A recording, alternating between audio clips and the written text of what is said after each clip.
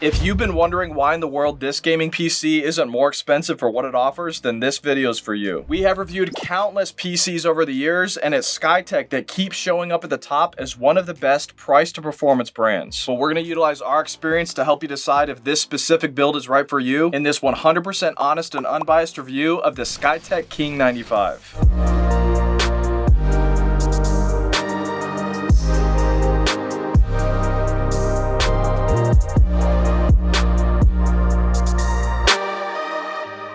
This configuration that we have here for you includes an AMD Ryzen 7 7800X 3D CPU and 4070 Super GPU. I'm going to quickly take you through the unboxing and what's included, gaming and creator benchmarks, design and build quality, the internals, thermals, fan noise, overall ease of use, pricing breakdowns and comparing its price to performance ratio against the competition, and my overall top likes and dislikes. If you decide against this PC after anything that I say in this video, just keep watching because I'm also going to be sharing with you some alternative PCs that I recommend for every budget. I'll include links down below for all the products that I mentioned, as well as place them in this view products tag directly on this video. I guarantee that by the end of this video, you will know if this PC is right for you or not. But if you still have any questions after watching this entire video, just shoot me a comment, and if you're publicly subscribed, I guarantee a personal response. But first, let's rewind back into the past and check out the unboxing.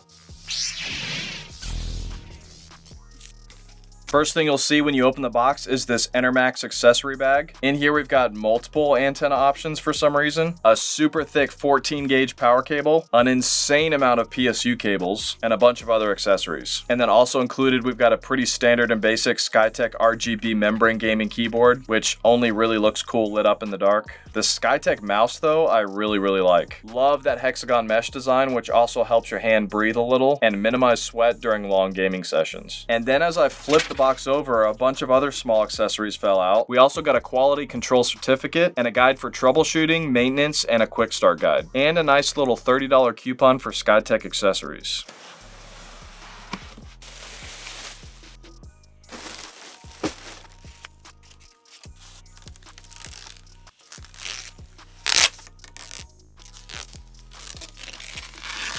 Now, when it comes to design, this case is actually pretty incredible, both aesthetically and functionally. This very unique curved tempered glass corner is definitely more of a premium design feature than what I'm used to for this price point. And it's not like they cheaped out on thinner glass either. 5mm is pretty thick. For this pre-built, Skytech used the very popular Montech King 95 dual chamber case. We've got 9 fans total in here, 2 140mm intakes on the back, 3 120mm intakes on the bottom, and a total of 4 120mm exhaust fans, with 1 being on the back and 3 at the top. Now you could actually upgrade to even larger 140mm fans at the top, but that bracket bar will block a little bit of that extra airflow. Underneath our cooling block for the CPU, we've got an MSI M450 1TB SSD. Unfortunately, the speeds for this one are a little bit lower than I had hoped, with only about 3,700 megabytes per second read and about 3,300 write. To the right of that, Skytech included Alloy Blade Performance RGB DDR5 RAM, 2 16GB sticks for a total of 32 at 5600 megahertz. And then underneath that, the most important and most expensive part of this PC, our Zotac Gaming 4070 Super GPU. Really not my favorite looking version of this GPU, but we're going to show you how well it performed here in a sec. If you plan to be upgrading your GPU in the future, I can confirm that a much larger 4080 Super GPU will fit. And because a 4090 FE is the exact same size, I can confidently say that that one will in fact fit too. The motherboard they included in this build is a B650M CV2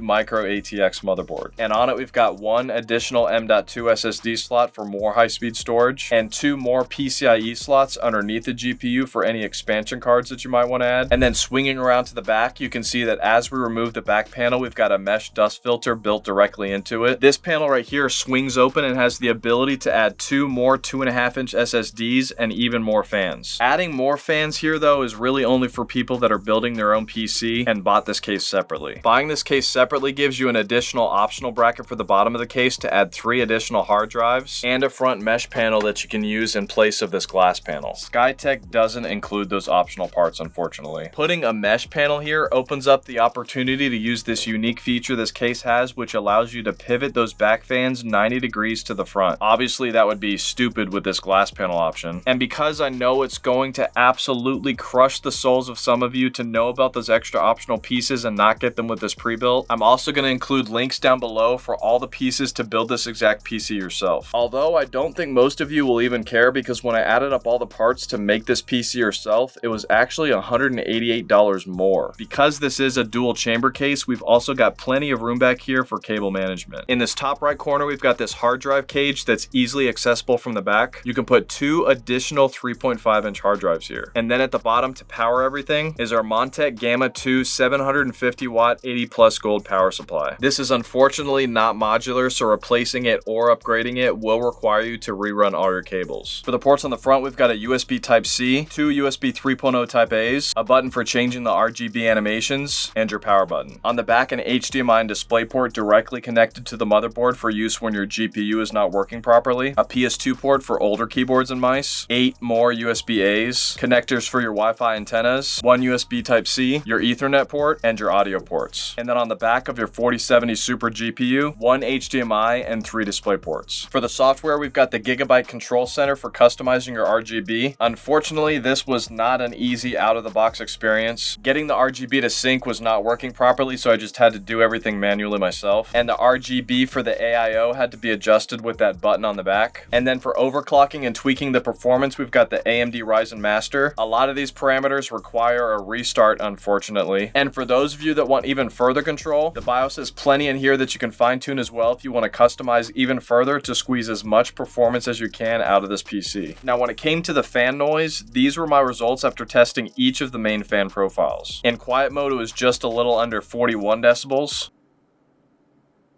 And then during gameplay, it brought the fan noise up to only a little bit over 42 decibels.